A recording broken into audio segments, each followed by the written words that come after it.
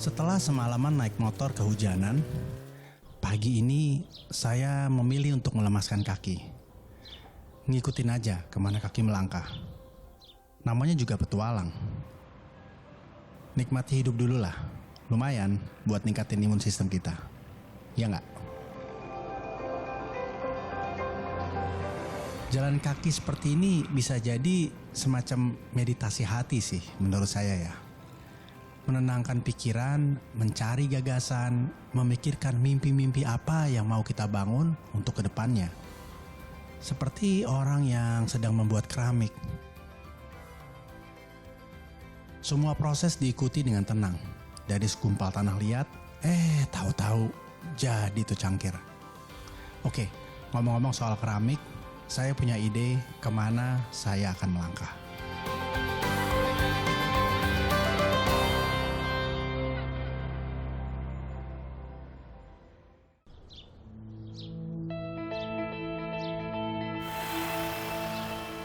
Nah, ini adalah dunia kecil yang asik banget. Tempat di mana seorang Roy Wibisono Anang Prabowo membangun semua impiannya.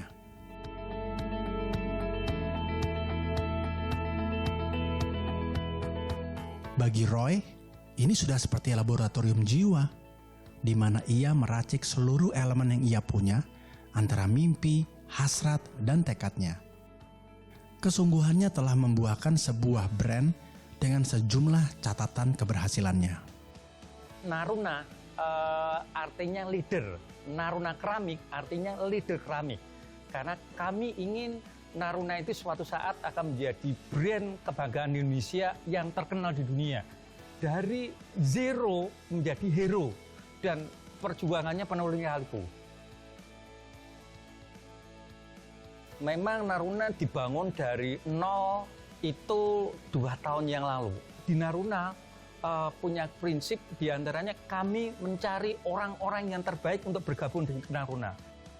Selama pandemi omset kami naik 19 kali lipat. Tidak mudah. Karena apa? Kami harus memperkuat marketing, branding, produksi, marketing, branding, produksi terus gitu. Dan kami tidak lelah selalu berinovasi dan berinovasi untuk menjadikan Naruna menjadi salah satu brand terkemuka di Indonesia bahkan dunia. Tantangan-tantangan, masukan-masukan dari orang itu membuat kami merintis Naruna itu dengan sempurna, dengan sebaik mungkin. Kami kuat di dalam riset. Kami selalu riset bahan baku yang terbaik gitu di Indonesia. Kedua, desain. Kami selalu update desain terkini. Kita selalu mengikuti perkembangan brand terkemuka yang ada di dunia. Keramik di dunia seperti apa, home decor seperti apa, dan desain dan riset ini satu kesatuan untuk membuat produk yang terbaik. Kita didukung juga oleh tim digital yang marketing yang kuat. Naruna kuat di produksi. Tim produksi Naruna sangat efektif dan efisien.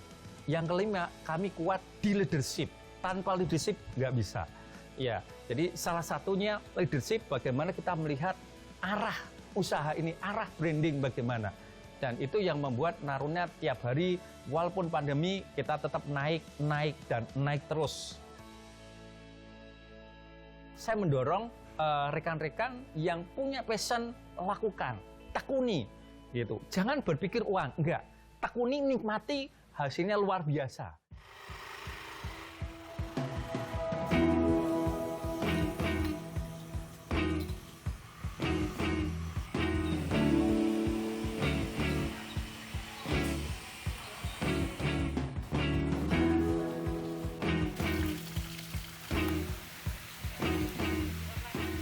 Assalamualaikum Merdeka. Mbak, Halo Mbak. Ini Anissa, Mantri BRI yang selalu setia mendampingi, membantu dan mendorong para pelaku usaha mikro, UMKM, agar lebih berdaya dan dapat memberikan dampak positif bagi lingkungan. Aku tadi lihat di depan, Samit bener ya Mas? Ya.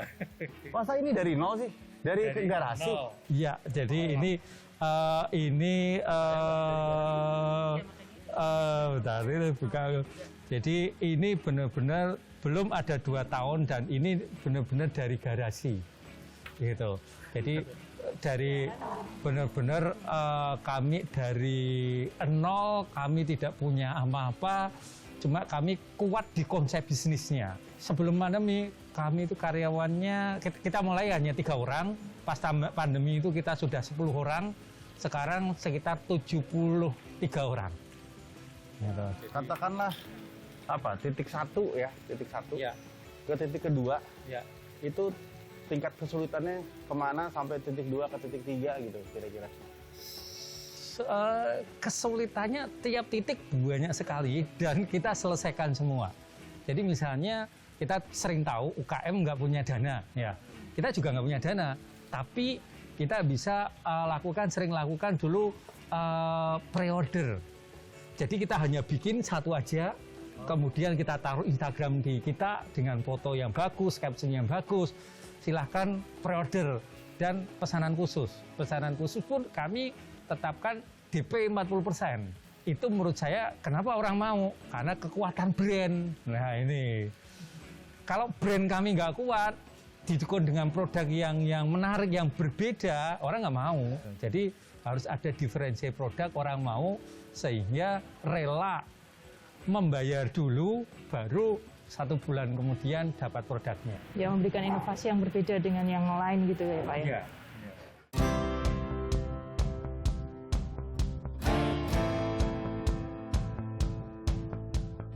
Apa yang selalu Mbak lihat kalau di lingkungan Mantri gitu ya, sedalam wilayah gitu, tantangan-tantangan dari UMKM? Tadi kan contohnya sama-sama mulai tanpa modal, sama-sama mulai dari garasi gitu ya. Apa yang kemudian membedakan ya kalau Mbak lihat selama ini? Kalau selama ini dari BRI sendiri mungkin untuk khususnya Mantri ya, itu memberikan modal usaha ya untuk agar nasabah sendiri itu bisa berkembang usahanya dan lebih maju lagi gitu kan. Mungkin yang awalnya dari garasi dan bisa menjadi kafe yang sebagus ini gitu kan. Kayak gitu Mas. Tapi kan kita bicara tadi ya, kekuatan itu ada di konsep awal. Karena kan nggak mungkin BRI juga langsung ngasih pinjaman Oh iya pastinya. Pastinya. UMKM. Iya. Tentu harus ada satu modal dasar tadi yang tadi Mas Iya. Roy bilang itu kan. Iya. Ha-ha. Tapi tetap harus ada modal sedikit dong Mas. Waktu mulai tadi pre-order kan kita bicara 100.000 kali, 1 juta, 2 juta gitu kan minimal. Kami hanya modal nggak lebih dari mungkin 10 juta, nggak lebih. Karena lebih cenderung buat beli bahan baku, peralatan, ya. Gitu. Naruna berhasil mewujudkan impiannya. Tiada yang mustahil untuk berhasil.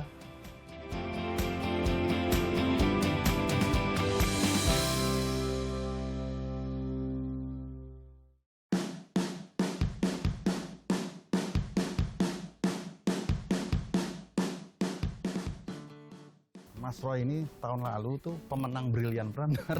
Oh iya. Itu tahun berapa itu kemarin? Yang tahun kemarin, jadi diumumkan yang pas hari ulang tahunnya BRI di Jakarta, ya itu 2020 kemarin. Jadi kami menyisihkan dari berapa ya, UKM-UKM yang ada di seluruh Indonesia. Gitu. Jadi terpilih, ya sekitar yang daftar sekitar 500 sekian, kemudian diambil 50, kami masuk, diambil 10 besar, kami masuk, kemudian kami juara pertamanya. Jurinya baik sih jurinya. Iya, jurinya salah satunya beliau. Mas ini kan bangunan nggak besar ya, berapa tadi lahannya?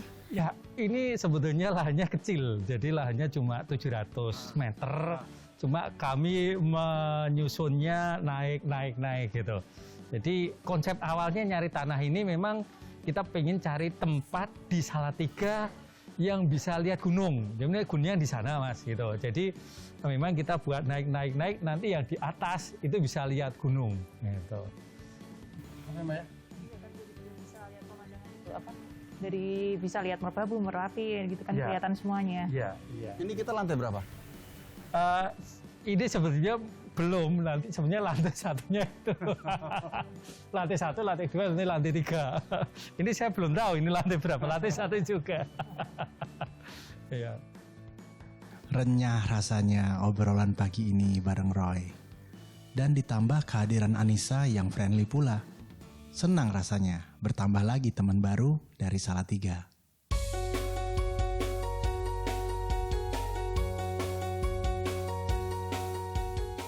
Bikin keramik itu sulit.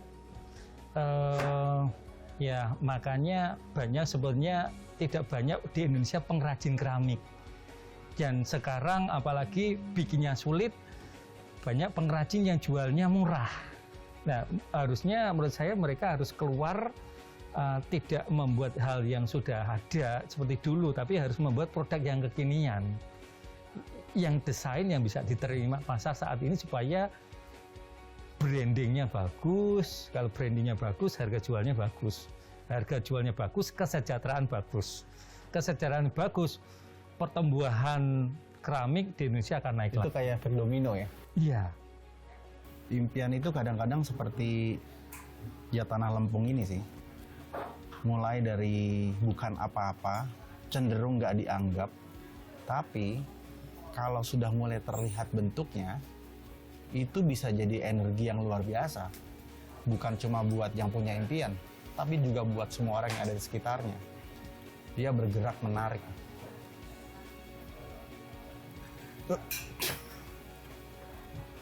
Iya nggak Mas Roy? Iya. Bagi Roy, mungkin masih banyak mimpinya yang belum terwujud. Wajarlah, karena Naruna Keramik pun masih terbilang muda. Masih panjang perjalanan ke depan. Peluang pun masih lebar untuk dijajaki. Tapi apa jadinya dengan brand-brand yang sudah melegenda? Dan sudah bisa dibilang mereka kenyang makan asam garam di dunia usaha. Masihkah mereka berada dalam proses mewujudkan impiannya? Nah, kita perlu ketemu sama yang namanya Sally Sagita. Saya pikir kita perlu banyak belajar dari beliau.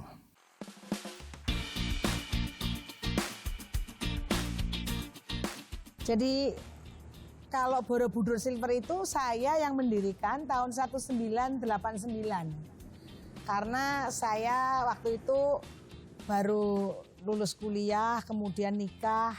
Saya merasa bahwa Jogja itu punya kerajinan perak yang sudah sangat bagus sekali.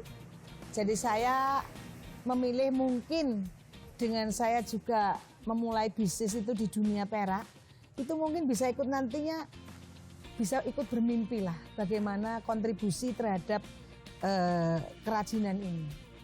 Jadi itu saya tidak dapat dari orang tua karena saya juga bukan asli Jogja. Sementara kalau kerajinan perak itu sebetulnya adalah merupakan salah satu keunggulan produk di kota Yogyakarta, tepatnya kota gede, orang bilang terkenal. Jadi saya memulai bisnis ini karena tertarik.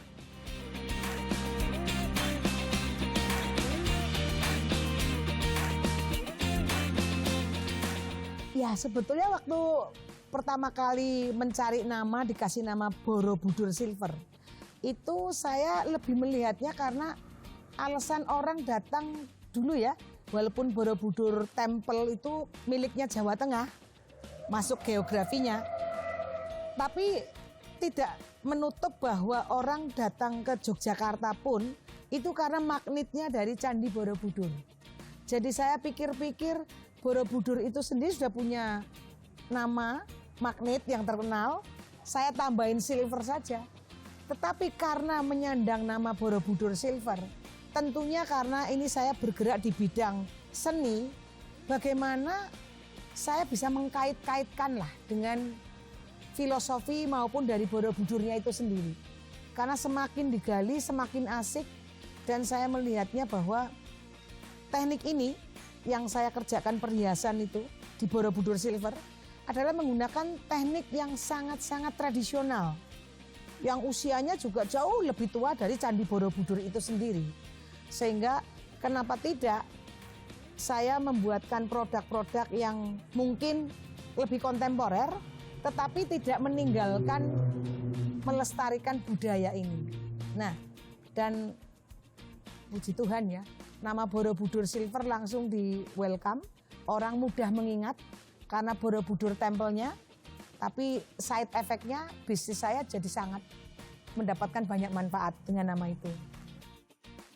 Ya kalau dibilang berat memang berat karena siapalah kita dan itu penuh dengan muatan yang sangat idealis. Maka di dalam membuat produk saya harus betul-betul mengedepankan kualitas. Kualitas harus bagus, tidak boleh kualitasnya asal-asalan. Jadi semua pekerjaan apalagi ini dengan tangan. Saya lebih memilih membuat lebih sedikit tetapi sangat indah dan teliti daripada membuat banyak tetapi berantakan. Ya dibilang berat-berat tapi sejauh kita tuh kerja dengan hati, ya tidak seenak hati tentunya, itu semuanya menjadi oke. Sudah 32 tahun loh Borobudur Silver ini.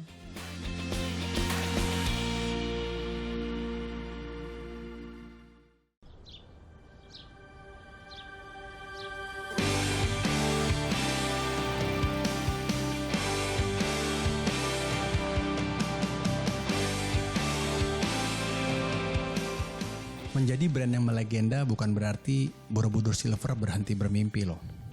Artinya, bagi Shelly Saggita, selama masih diberi kesempatan, maka tidak ada kata berhenti untuk membangun mimpi.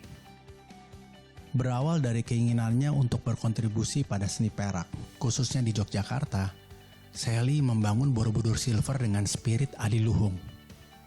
Ya, Shelly memang tidak pernah main-main dengan konteks berkarya. Hanya itu prinsip utama yang ia pegang teguh sampai kapanpun.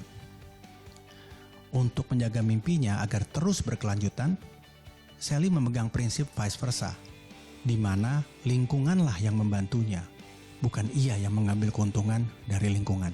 Karena perhiasan handmade silver itu jujur saja lebih banyak yang menghargai kan turis asing atau orang dari luar negeri. Nah, tetapi karena COVID ini, kan itu semua orang hilang, Pak. Tetapi yang menderita kali ini kan seluruh dunia. Buyer-buyer saya itu juga mungkin sedang pusing itu di luar negeri. Jadi secara bisnis kan terganggu sekali ini kita, terpuruk lah. Tidak cuma prihatin, terpuruk. Nah, untuk bisa kita itu tetap survive, jadi kita melakukan banyak sekali tindakan-tindakan survival. Atau bahasanya tuh dulu bilangnya pivot point activities. Sehingga contohnya, saya pengusaha perhiasan terpaksa sekarang menjadi pengusaha angkringan yang terletak di Mungkit, Pabelan, dekat Candi Borobudur. Ya ini karena apa? Ini yang jualan di angkringan saya, sebagian besar tuh justru malah penduduk sekitar. Yang sudah kita kurasi, kita pilih makanannya jangan sama, prokesnya jalan, saya sebagai pemilik tempat, menjualkan minuman dan sedikit makanan ya.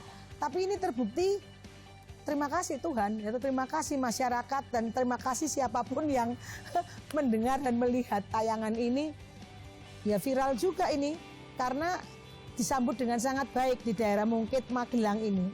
Sejauh kita itu tetap bisa membantu orang. Sambil itu sebetulnya ini para nanti kalau Bapak mau tanya-tanya ini, sebetulnya saya membantu mereka atau malah mereka membantu saya. Saya kok lebih menempatkan diri, mereka tuh nggak sadar. Padahal saya terbantu banget dengan mereka jualan di sekitar sini. Jadi ini bukti bahwa vice versa. Kita rajin membantu, sebetulnya kita juga terbantu juga. Mungkin dengan filosofi hidup seperti ini, semoga semuanya akan indah pada waktunya. Ya, semua akan indah pada waktunya. Yang namanya hambatan dalam pencapaian cita-cita atau mimpi, itu biasa. Kisah Roy Wibisono dan Shelly Saggita juga pasti banyak malang melintangnya.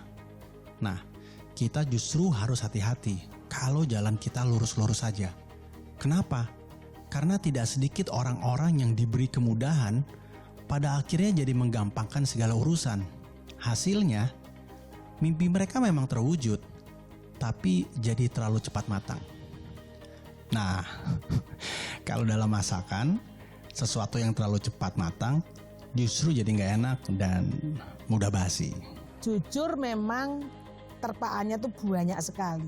Kalau secara bisnis yang tadi itu koden itu, wah sebetulnya membuat orang tuh sudah putus asa di tengah jalan. Bagaimana kita membuat suatu barang maunya sebagus mungkin, seindah mungkin, tetapi respon daripada pasar kadang-kadang itu semua dikesampingkan semua. Nah, tetapi ya tidak boleh lelah. Kalau kita memang dianggap sebuah nanti menjadi legenda dan legacy yang ingin saya wariskan ke anak-anak, ya saya akan selalu mengatakan tabah, tekun, berjuang terus, beradaptasi terus, tidak boleh menyerah. Biarlah nanti by the time orang itu akan bisa menghargai ini semua yang kita lakukan. Ya kita intinya adalah harus bisa mengadaptasi diri kita dengan sesuai zaman perkembangan. Misalnya kita tuh harus selalu up to date dengan desain. Kita itu juga bisa memanfaatkan teknologi yang memang eranya seperti sekarang ini. Sehingga Borobudur Silver juga membuat produk-produk, misalnya ini situasi di mana orang itu kembali kepada alam, kembali kepada hobi. Sampai ada daun apa itu monstera. Itu juga produk yang kita bikinkan.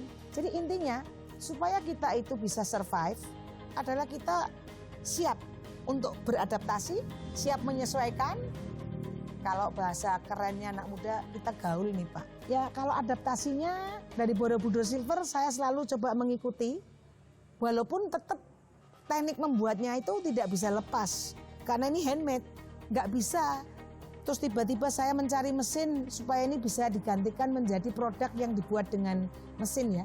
Jadi saya ya harus satu secara desain, secara pembuatannya tetap melestarikan tradisi.